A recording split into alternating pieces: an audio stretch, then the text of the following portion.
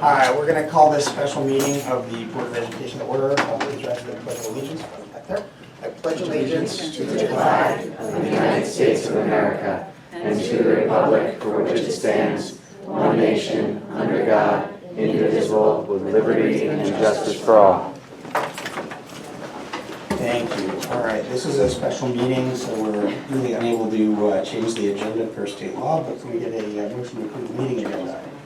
Dr. Francis, is there a second? Ms. Olson, all those in favor of the meeting agenda? 0, thank you very much. All right, so the first item is an action item, is to authorize the summer transfers. Ms. O'Connell?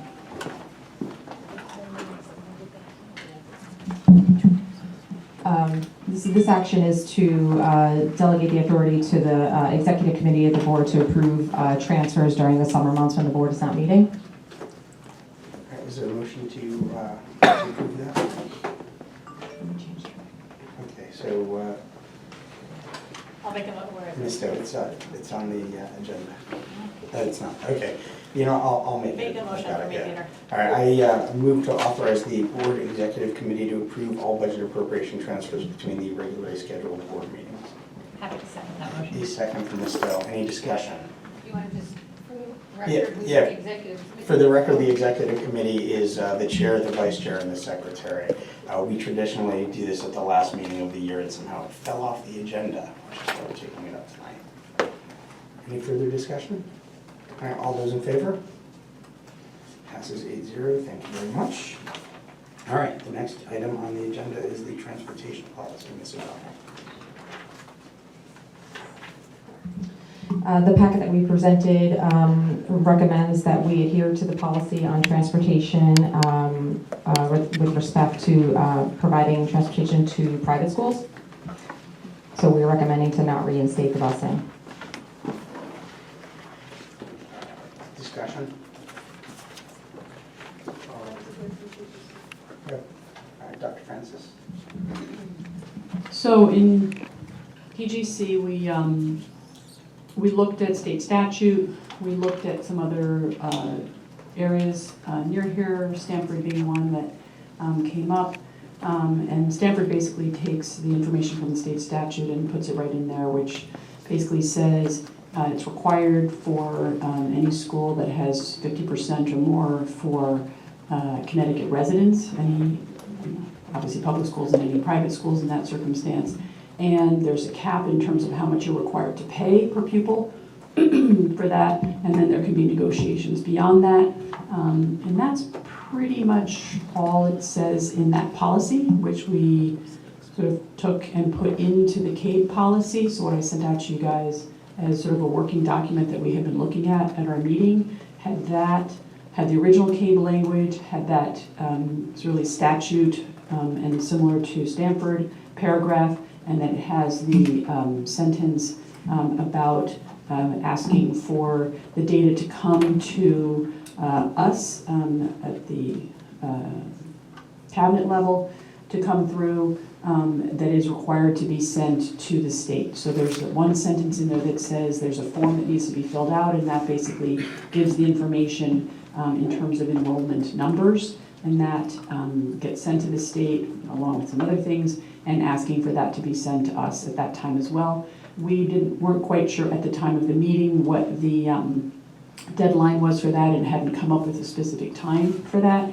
But there was a question as to whether that would be useful to put into the policy as well, an expectation for those who might be looking from the outside in terms of what kind of documentation we're looking for. Did PGC take a vote or have any recommendations for the board? We did not. Discussion? Ms. Deaton?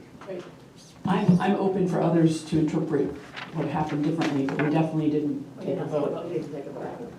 Okay, Ms. Deaton.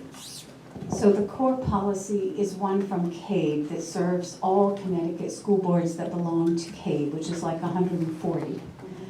And in your small revision, you're suggesting that the information from the private schools come to the superintendent sort of as an advance look before it's sent on to the state, or at the simultaneous moment that it's sent on to the state? So two things, sorry. One is we took the CAPE policy, to be clear, we took the language from the statute about the 50%, so was not in the original CAPE policy, but it is statute, so we pretty much just cut and pasted that in. And then the one sentence that we added is asking for the data that is required to go to the state. Actually, we were thinking about a date after it's due to the state, which is in October, that it would come to us, and I think you, Lori, subsequently sent it to us as like October 20th or something like that. That was the date. I honestly can't remember exactly, but I think we didn't have that date at the time of the meeting, but subsequently got that date as October 20th, and so the question is sort of when would we want to get that information, but our expectation was that it would be sometime around that time that we would get that data as well. Ms. Olson? Yeah, I like the idea of asking for the data before it goes to the state, and also, I know we have to be careful with setting a precedence, drops under 50%, but I know in this case, they felt like a lot of parents had the rug sort of pulled out from them because they were expecting busing. So is it possible to do some sort of like a 2-year academic grace period for the schools to be able to come back into compliance, so that we don't set the precedence, but they also know in advance what to expect rather than, I would propose something like that if that's, or give that over to you guys for thought. Ms. Raven? So 2 questions. I think you said there was something in the policy room for negotiation. What did that mean, or what does that imply? I don't recall the wording that I used, but the requirement from the state is that I do remember what I said. So the requirement from the state is that you have to supply it above a certain percentage of Connecticut residents, except if there is a cost that is excessive. And I think it was if it's twice the cost of what it costs to bus your public school students. So if you have one school that's out in Timbuktu and it's a really big expense to send your kids there to the private school, then the state basically says, okay, you don't have to do that anymore. We take away that obligation. And in that particular case, you could negotiate with them to say, well, and I think what it says is you can pay that amount and have the private school then decide to pay the difference, or you can simply do the busing for a part of the year. So it was the only thing that came out from the state, to my perspective, about negotiating is in the specific circumstance where the cost is excessive, then you can work with the school in terms of trying to find some mutually agreed arrangement. So could we, second question, could we infer that we can negotiate in the opposite direction? So if it falls slightly under, because I don't think we're talking about a lot of difference in the number of kids that make this particular situation go under. I don't think there's anything in the statute that does not allow you to do the busing, so you can certainly negotiate it if you want. It doesn't specifically state it, and I'm kind of going beyond my expertise here, but I do think the one thing you need to be careful about is that I think there's an assumption that you're going to be treating different schools similarly, that there's no, right? Mr. Sher? I need a little help here. Are we talking tonight about the existing policy, or are we talking about a potential future policy change? I'm lost in this conversation. Because there's one question that says, what are we doing about schools this September based on our current policy? And then there's a separate question, which is, do we want to modify our policy? Right? So we go back to our last meeting, I think the argument was made, they made the argument that, oh, well, there won't be enough time to change our policy. Okay, so I thought the purpose of this meeting was really to deal with, I don't think I know it was, because lots of people watch the tape. This meeting was most certainly to deal with what are we doing about students in September given the current policies. But are we also talking about a policy change? Because somebody made the point of you have to have 2 readings, you have to have a public hearing. And I thought that there's no way that's going to happen until September. It was the argument made by some at the last meeting. So I'm just a little lost in the agenda here. What are we doing? Well, if we did make a change to the decision that's been made by the administration, we effectively would be changing the policy, right? That we'd be overruling or changing policy on the fly, which is never a good thing. It would also be establishing a precedent. I don't read policy. Okay, Peter, I've got the floor, okay? We would be doing it that way. We can also make a change to the existing policy. This board has, on occasion, has the ability within its own rules to suspend a policy, basically the policy that requires the 2 reads, and to actually amend a policy at one meeting. That is a possibility. Doesn't mean we have to do that, doesn't mean we would do that, but it is a possibility. So any action is possible on this item, whether it's just specific to this situation or a overhaul of the policy, or to refer it back to policy governance and take it up again in the fall. There's a multitude of outcomes here. Mr. Chair. I would not want to disrupt what we're doing with policy. I don't necessarily like the idea unless there's exigent circumstances to change policy. There's probably other questions. I think we should separate the 2 things. Let the policy committee keep running its thing. We need to take public comment. Let them go do their thing. In the meantime, we can give explicit directions. If you read our current policy, which, by the way, this motion that was given to us by the administration is not our policy. I hope you guys all realize what's written on this document we got is actually procedure, which the board doesn't vote on and the board doesn't deal with. That's the administration. Our policy says, is one sentence, provide safe, reliable, efficient, and economical transportation for all public and private and parochial students in Greenwich to the extent required by law and as directed by the Board of Education for magnet school students. That's our policy.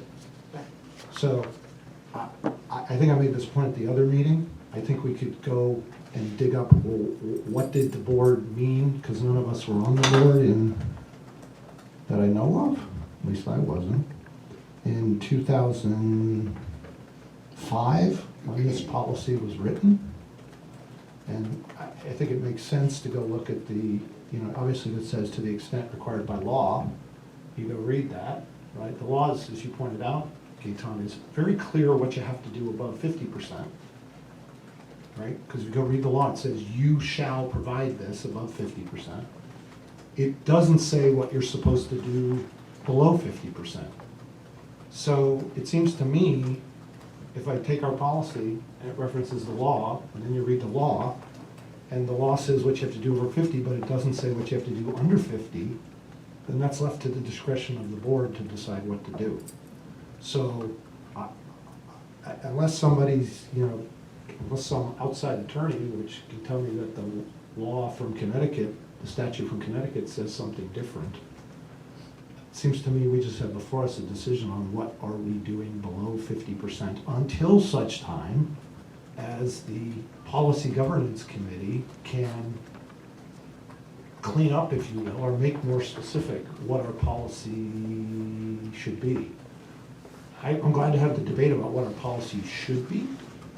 I think you got to deal with Eagle Hill and potentially the Japanese school for what our policy is. And then I would hope we would take public comment and figure out what our policy ought to be, if it should be changed or clarified. I would separate those 2 items, but I'd like to dispose of the one we need to dispose of. Because the administration clearly needs guidance on what am I doing in September with Eagle Hill and what am I doing in September with any other school in the district. And if we, the board, don't answer that question, there's nobody to kick the can to, right? It's us, we have to decide. And, people before us didn't make the policy as specific as it ought to be, but those are the cards that are dealt. That's my view on it. Well, I will point out, the administration did make a decision, and it was an administrative decision made in light of what the policy was. So if you wanted to take action tonight, that would be to overrule an administrative decision. Ms. Stowe. Just a question, I guess this is to Lori. First of all, this has made me focus on our transportation budget for more than I had ever anticipated in my life. And we spend $9.6 million. There's not much we spend almost double millions on besides, I hope, teaching. So just for a second, do we know what percent of that is for public school versus private school of the 9.6? Yes. Okay, because that would be helpful in this discussion. You want the percent. Or the number, that I can back into the percent. So about 20% is for our private schools. And to be clear, that is an estimate because of the way busing is billed to us and because we have tiers. So I have to do an allocation of sorts to come up with that number, so. Okay. I mean, this is something that, Peter, to sort of go off, not to ignore your prior statement, I just had that on the top of my mind.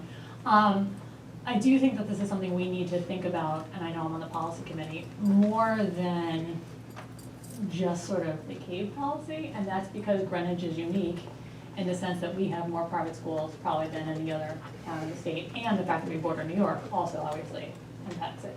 So I do think that this is something that we should probably continue to look at in policy if we are going to make any modifications to it.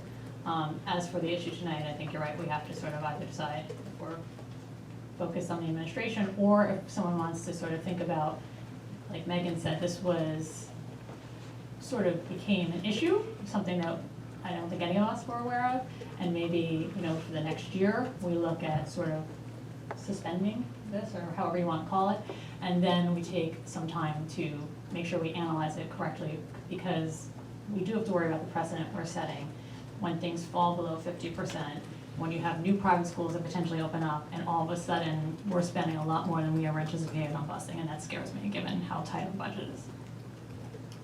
All right, Ms. Deaton, Ms. Olson, and Dr. Francis. I support having PGC continue to develop the policy because very interesting information was brought to the meeting by Dr. Francis, and I'd like to know more before revising the policy. The first is Stanford caps how much it's required to pay. And the second is, under state law, if the cost is more or less twice what you would otherwise pay for a public school student, you're not required to pay. We don't have that information until they do the tiers and the rerouting of the bus routes over the summer. We don't have the data to really do a deep dive and analyze it. So that is why I'm recommending that PGC continue its work. Otherwise, I could make a decision tonight, but I think our policy has room for more specific guardrails. And so if you wouldn't mind as a committee, that would be a big service to the board. Ms. Olson. Yeah, and I guess I said this before also, but because we do have discretion under the 50%, I think it's only fair to have some sort of, maybe it means suspending the policy. I personally don't think it's fair to really have this decision come so quickly at parents who are expecting busing this September. Whether it is a policy or not, there's always room for improvement, room for change. Because there is discussion under the 50%, I think it would make sense to have some sort of academic grace period, whether it's 1 year, 2 years, whether that's a policy going forward, whether it's something the PCG looks at. I just think that to be able to then that puts the school headmasters or the schools in charge of, you know, getting back into that over 50%, being back in compliance. But that idea makes a lot of sense to me, and does so in a way that's not suddenly, parents aren't suddenly becoming aware of something that completely changes their entire family's needs, work schedule, etc. Dr. Francis. So a couple things. One is, my sense is that the role of PGC is to try and take what we think the board is going to want and put it into policy. Research, maybe do other things. I think in this circumstance, the conversations we've had is, you know, we can look at state statute, we can look at sort of what's written in other districts, we can look at CAVE policy, but I think a lot of this comes down to what does the board as a whole, and you guys again can argue with me all you want, please. What does the board as a whole feel is how we should be doing things? And so I think, you know, same thing I said last time when you guys kind of said, you know, take this to PGC, it's like, well, you know, how did you guys want to give us a hint as what you want to come out of that? Because, you know, we can sit there and say, which we had the conversation, you know, do we give a 1 year buy on this? Well, it turns out this is a year-to-year thing, and as far as we can tell, year-to-year, Eagle Hill and other schools know this rule, and they put in the information, and they know what this is. So it's not so clear that this is, you know, a big surprise. This is supposed to be something that they're aware of and doing year to year. Now, do we want to change something with that? So I think that was the first issue. The other thing is, oh no, that's pretty much it. Ms. Ritter? Excuse me, I feel like I'm getting so close. So I agree if there was some way to suspend or, you know, put a pause to the decision.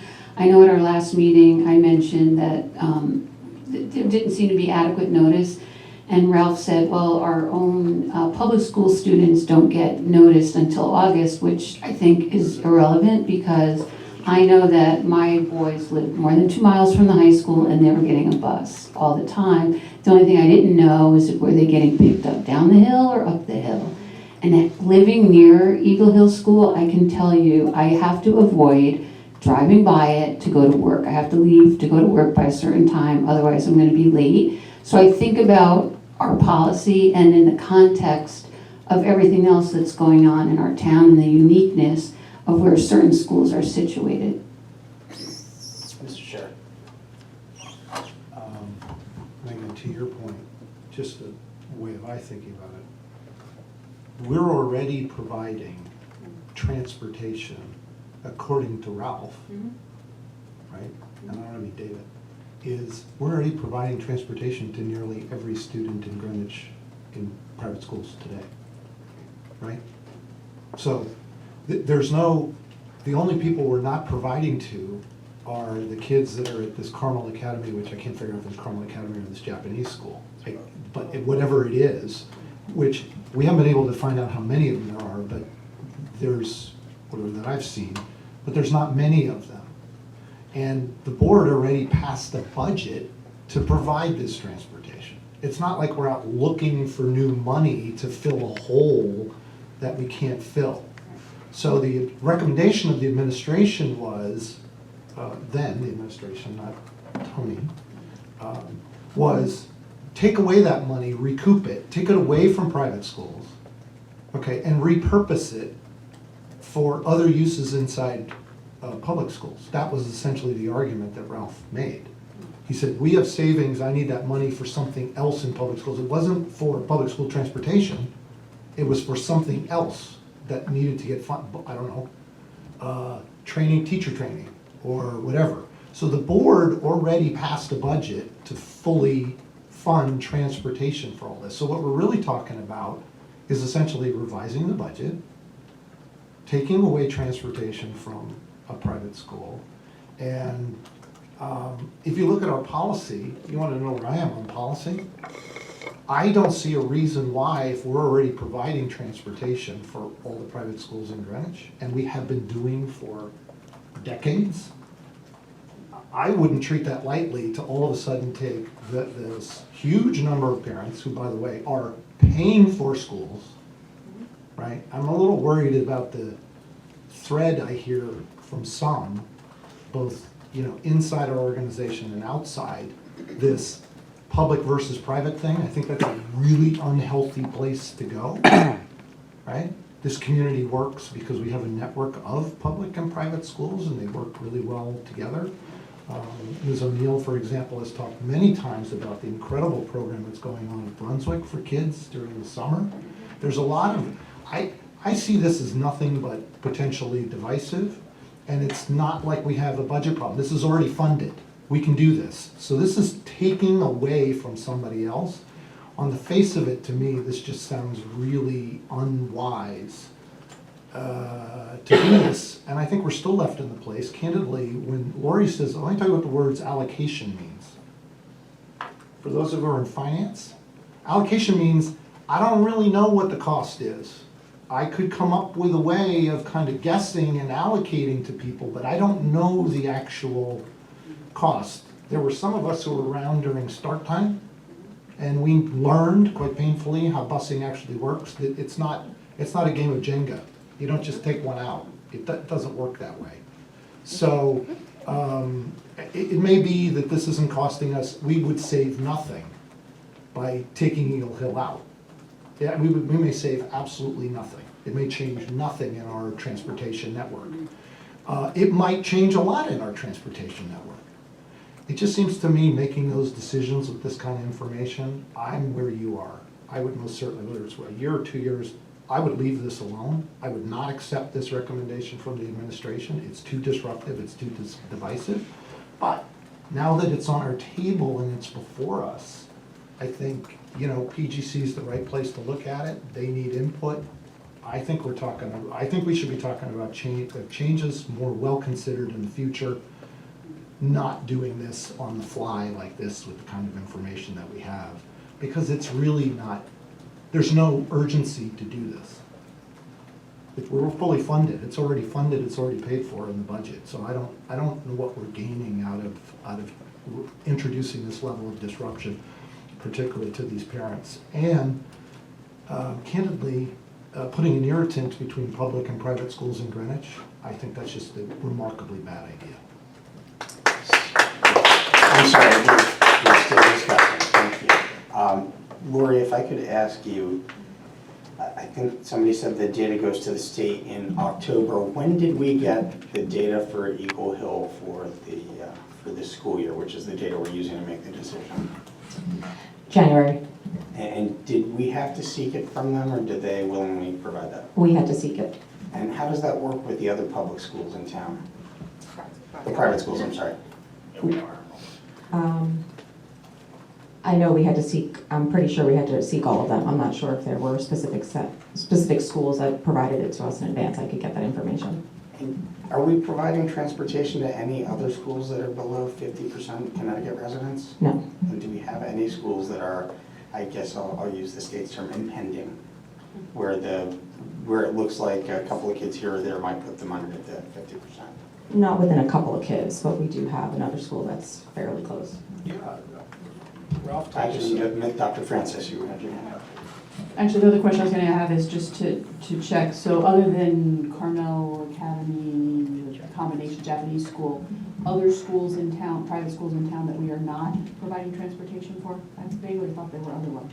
Not that I'm aware of. Not that there are, so just those, okay. Is that 2 schools or 1 school? What is that? Two. It's 2 schools. And how many students? Dr. Francis, did you still? Yeah, Okay, thank you. completely not PGC, just me. One of the things I've sort of been thinking about and struggling with is this concept of, is there a way to sort of uniquely look at Eagle Hill? Because I think one of the arguments that I've heard that resounds is the fact that this is sort of a more transient experience for a lot of the students and they come back to the Greenwich Public Schools.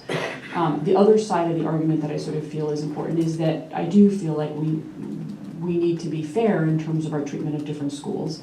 And if another school is going below 50%, is there some reason that we think that that unique component is enough for us to say this school stands outside of the others?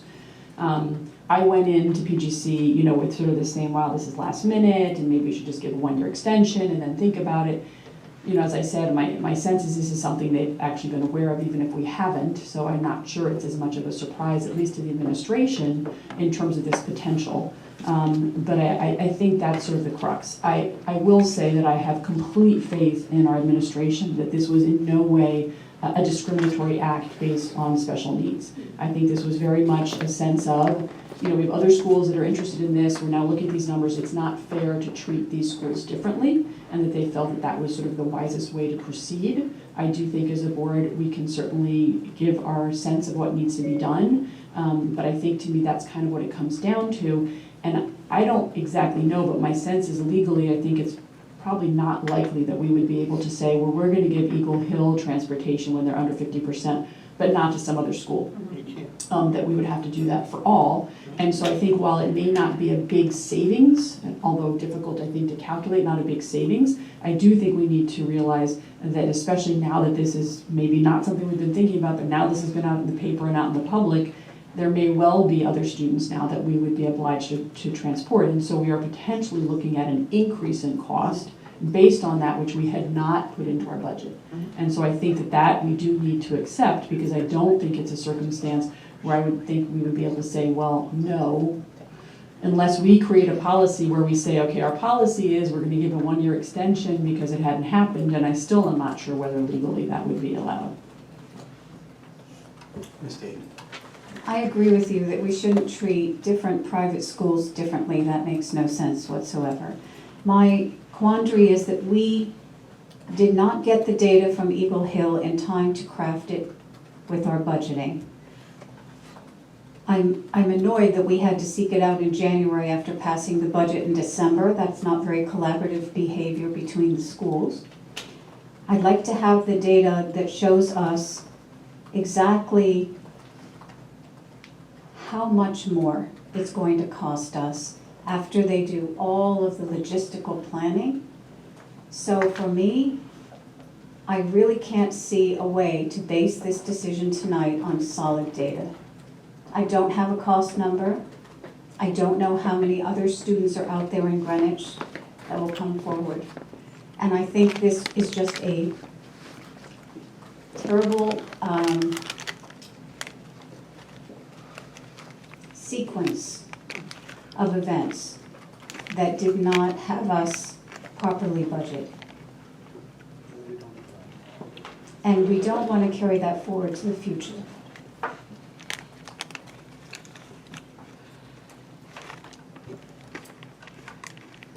Other discussion?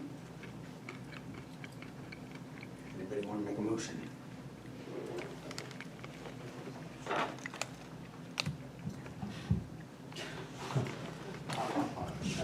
I guess I'm making the counter to, let me pull up what the motion is, I guess as recommended by the administration.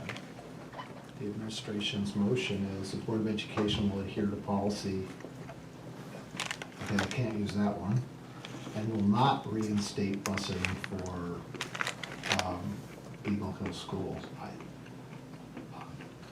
I'd like the board to adhere to its policy E051 and provide transportation for all students within Greenwich for calendar year, for academic year 2019-20. It should be time bound. I think we should make this decision just once. So I'll move that the Board of Education adhere to policy E051 and provide transportation for all public, private, and non-parochial schools within the town of Greenwich for academic year 1920. Discussion. Yes, just a point of question or interest. That's for all private schools, Peter, all private students that reside within Greenwich. So basically that would extend transportation to any school regardless of what their student ratio is, their in-state, out-of-state. Well, what I've heard so far, yes, because what I've heard so far is that the only people not covered in that right now are a few students at the Japanese school and at Carmel. If they come forward, because we're providing for everybody else. We're doing Brunswick, we're doing Greenwich Country Day, we're doing the remnants of Stanwich, we're doing it for, well, no, for our policy. We're doing it for everybody who is above the, above this 50% threshold, right? So the only people left, according to Ralph,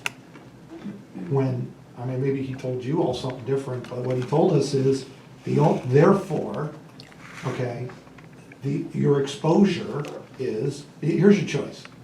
Take it away from Eagle Hill or potentially add the few students at Carmel and Japanese County into the existing bus network. By the way, for those of you who don't know where that's located, it's located around the corner from Eagle Hill. Okay, you know how many bus routes we run every day? Hundreds. Okay, if we can't figure out, if those few students come forward, how to get them onto a bus that is driving past all these schools anyway, then we probably have a bigger problem in planning our transportation network. But,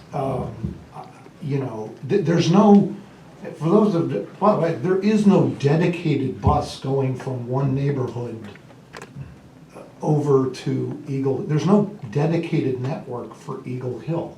We all know this. It's a shared network. By the way, we've also probably forgotten, for those of you who are on start time, for those of you who aren't, we were supposed to go to phase 2 to combine these two networks, which by the way, never happened to the best of my knowledge. But there were efficiencies we were supposed to be finding in the 9 million we're spending anyway. So I don't have enough information, but the information that I got from Ralph said, you might wind up picking up a few students from these that we might need to transport. To me, that seems like a risk worth taking. But I'm not hearing there are hundreds of students and hundreds or tens of new bus routes we need to accommodate if Carmel or the Japanese school happen to come forward and say they actually want transportation. Well, I'm a little uncomfortable that it is beyond the scope of grandfathering Eagle Hill. While we look at our policy, while we talk about a potential cost share, I just think it goes too far. Dr. Francis. Two things. One is preschools, if we're saying all private schools, does that? No, I said per policy, whatever's in I was the actually policy. trying to look through here and see if it specifically said. So It that was- does. What, does it say specifically K through? No, In it the old says, one? It says, Mhm. let's read another policy.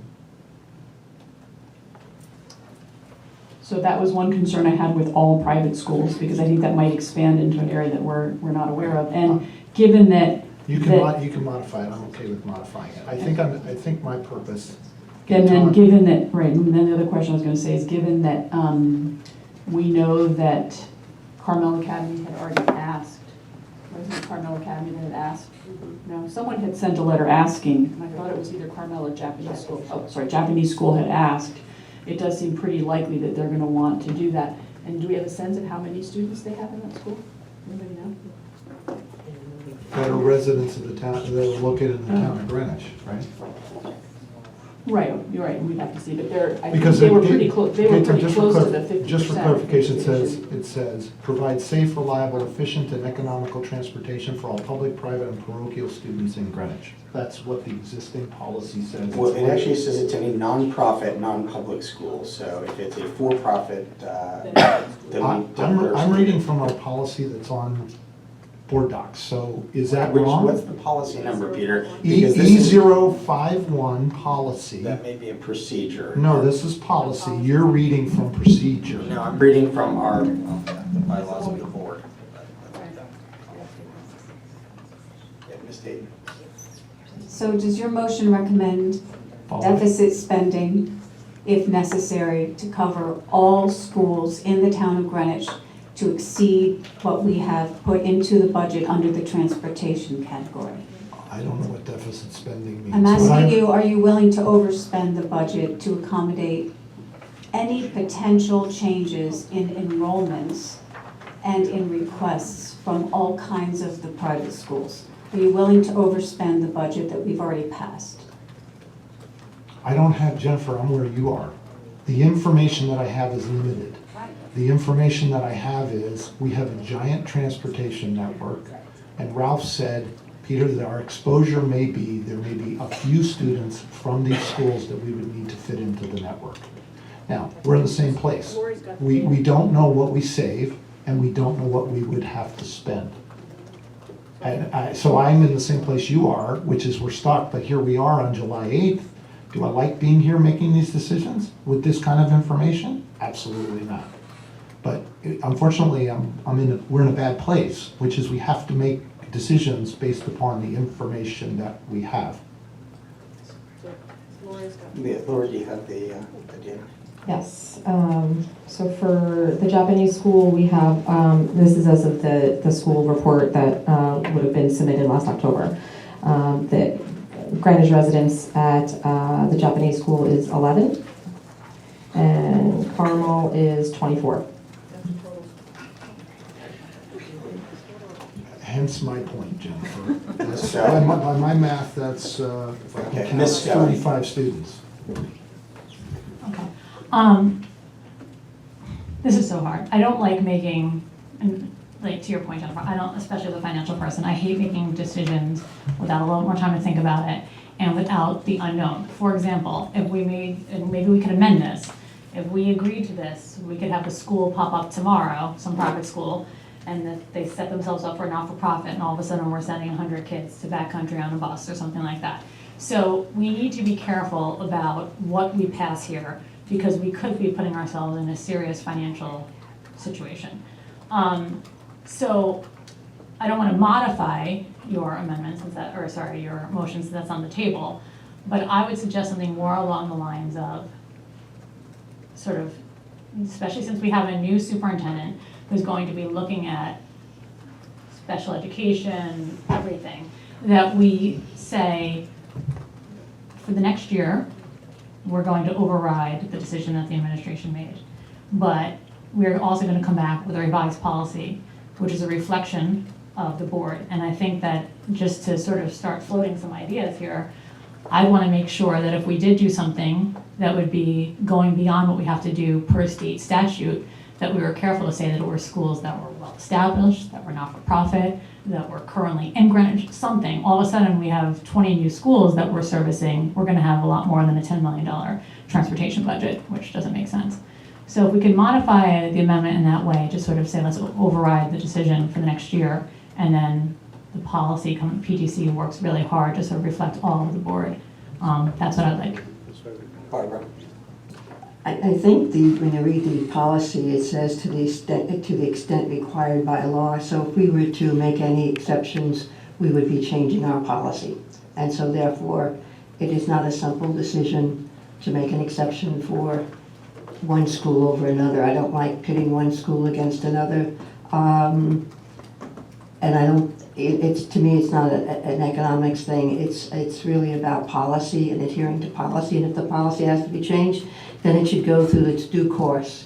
But I think it's an important policy, and I don't think we should be looking, I think policies are too important to change here and there for a situation. I think it requires a whole lot more study, and I think our policy says to the extent required by law. Ms. Olson? I know I keep mentioning like some sort of suspension or academic grace period or something, because I don't think it's fair for parents to, and whether Eagle Hill knew already, or whether they found out late in the game, or whether the parents found out late. I know I found out late in the game, but to suddenly have to be told this and have to change their entire lives around. I don't think it's pitting a school against another. I really don't. Saying, okay, we need to suspend this for this coming year, or some sort of, have some sort of grace period where they're able to get back in that 50% compliance. I think just suddenly saying that we're going to spend without knowing the specifics is dangerous. That motion could be financially dangerous for us without actually having more information at this time. We don't have a ton of information at this time. But I can't support parents just suddenly on September having to sort of figure it out, being told in June. So I don't, I'm sort of somewhere in between, as was mentioned earlier. That's where I stand. No, Mr. Sheriff. Point of information, Lori, how many students, both public and private, does our transportation network transport every day? 2,500. No, it's 50,000. That's how many are, I guess, I think it's 5,500. I thought I read that in the board book. It is, I know it's not 25. oh, I think, okay, so there's a difference between the assignments and those eligible, so eligibility, right? Eligibility. Yeah, but how many are we supposed to provide transportation for every under this policy? How many students are we supposed to provide transportation for? 5,500. 5,500. So we're talking about a potential exposure of adding 35 students to a bus network that is designed to support 5,500 students. To answer the question, I think I could live with that risk. If we can't figure out how to get 35 more students scattered around Greenwich into a network that's supposed to support 5,500 students, then we probably have much bigger problems on our hands. To my point, I want to go back to what I said. Our policy is not clear. There is a donut hole in our policy. okay? Everybody wants to create clarity by referencing the state law, which the state law says what you do above 50, it doesn't say what you do below 50. Let's not create fantasy where it doesn't exist. So it falls to us to make a decision on what are we gonna do below 50. I wanna say this one more time. I think policy governance needs to study and take this up. That's why I'm recommending, in the meantime, right, we decide specifically, we decide to fill that donut hole without changing policy, because there is no, the policy doesn't apply. We have no direction to give anybody below 50%. This is, I mean, we're all discovering that there's this donut hole in our policy. We didn't know it was there. Okay, so now the question is, as a board, what decision are we gonna make on behalf of the residents of Greenwich? I'm making a simple argument. You gotta provide transportation for these people, and I would make it time-bound. I would fence it. I would not leave it open. I would make it for next year, because that's the question. Beyond that, hopefully by then, policy governance has done its work. And if it's 50% and it's more clear after that, great. If it's, I don't think that's the right answer, but at least it's clear. If it's lower to 40%, increase to 75%, whatever it is. But I think we're confusing ourselves. We have a decision we need to make right now so that we can have Dr. Jones know what she's doing with her staff, and that falls to the board to provide that direction. We can't dodge this. We need to take it on, and we need to make the decision now. Ms. Dayton. I don't support the motion as worded, but I would support your idea of a suspension. I don't want a sweeping statement about who we're going to transport across the town at this time. And that's why I'm not supporting the motion. So you don't PGC can like our come existing back. policy, okay. PGC can look at data, PGC can consider caps, PGC can consider how much we actually spend on transportation once we reroute everything. But at this time, I don't support your motion as worded. I would support suspending what we have in place now. Which is? Are we suspending the The decision. Okay. Ms. Stone. Okay, same Can I effect. put it, can I I'm amend the good. motion or wait until? Yeah, you can make an amendment. I don't care how you get Okay. there. How about, this is, Peyton, you're always better. Fix my words. Something along the lines of, because I just want to make sure we don't pick up, I'm not worried about the 35, I'm worried about the unknown. So let's talk about something like for, But what school's going to appear in the next 2 years? I don't know, but Can you we have not to worry go about back and that. forth, You have to please? worry about that, you don't know. So how about something like, so let's provide in 2019, 2020, the same transportation we provided in 2018, 2019, period, the end. And then we will have, cover them and no one else. And then we bring this back to policy, and obviously we have a lot to work on over the next year as it relates to So do this. you want for to the form that under in 50. our motion? Yeah, did you like my words? No, I got it. So the motion on the table is, Would be to replace Mr. Scher's motion. yes, sorry, replacing or amending it, is for 2019, sorry, for the 2019-2020 school year, that we provide the same transportation to the public and private schools that we provided in the 2018-2019 school year. So I Is there a have second before we do that? Is there I a got a second? second. Second for Ms. Dayton, okay, Ms. O'Neill. a question. So then you're excluding any of the other schools? Yes, because we have to take that to policy to figure I out can, what. I can see us in court. Yeah, I can too. But that's why then we have to put it in policy. This is sort of, sorry. This is to clarify what we've been doing, and very clearly, there is a hole in our policy, and now we have to spend some time to let the public come out and comment, to get the community's input, to get all 8 members on the board's input, to get our new administration's input. Maybe they've done something like this in Fairfield, I'm sure this isn't new to her. Let's focus on that, let's take the time in PGC to get that right, but let's not make any rash decisions now, so let's keep doing what we've been doing. Mr. Scher. I'm where Ms. O'Neill is. I'd love to do that. I'd love to go back and say, Ralph, why did you and Lori even bring this up in the first place? You should have let the sleeping dog lie until you had your, you-know-what pact. Okay, I'd love to be in that place. I'm annoyed beyond belief that this came out half-baked like this. And we wound up where we are. But, so I thought a lot about that. And I'm kind of like, okay, great, let's just say we're gonna do what we're gonna do. Our problem with that is now that they've let open Pandora's box, if these 35 kids show up, okay, then we're not fulfilling our mandate as a board to provide equitable educational services in the town of Greenwich. So, I would love to do that Right. as it is. That's the reason I made the motion I made, because I'm thinking about, we have to do something that fulfills our responsibility to be equitable. And I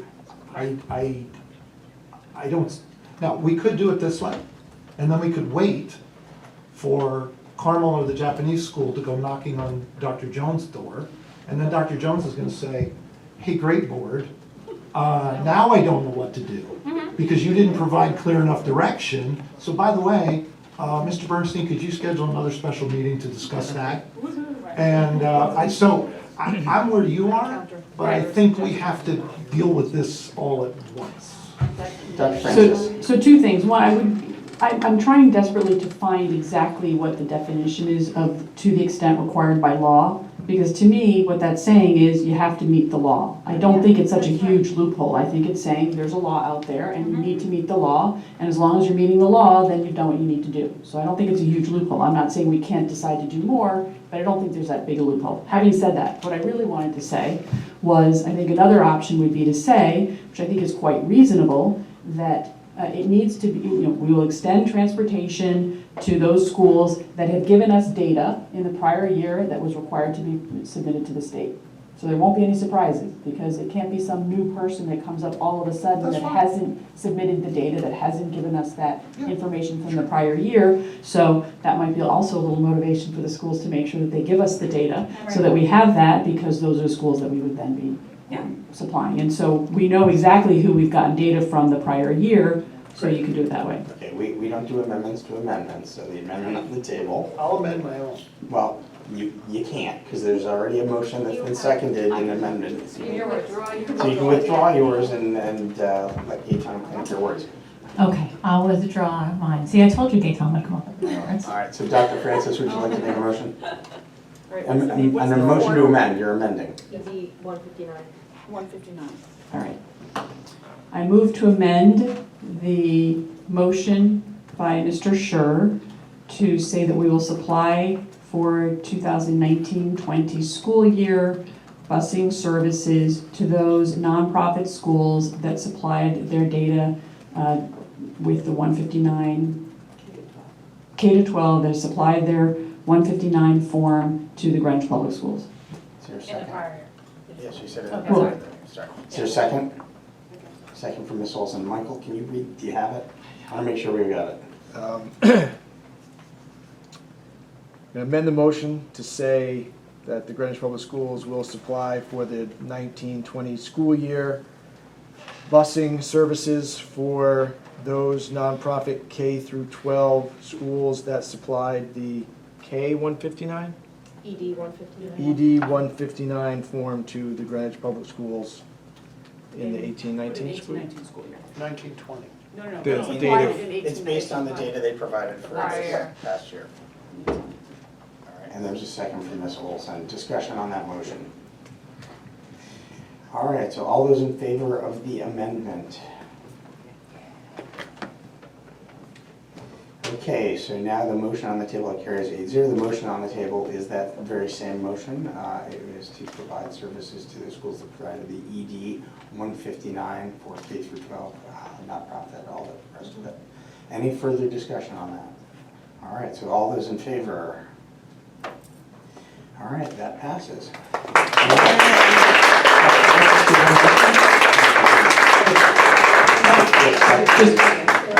It would be useful, because there's been lots of PGC work on this and PGC work on that. We do our very best, but we really are trying to sort of reflect. So for everybody to think hard about what it is they want to do now that we've done this extension moving forward, and we can try and bring this up at another meeting. And PGC will obviously be able to take this up in the fall because we'll be doing more of our policy revisions. Yay. And maybe as part of the That's right. budget process, sorry. Maybe as part of the budget process, if the budget committee is getting involved earlier, we can request this data earlier rather than January, so request information before Yes, the budget. By October.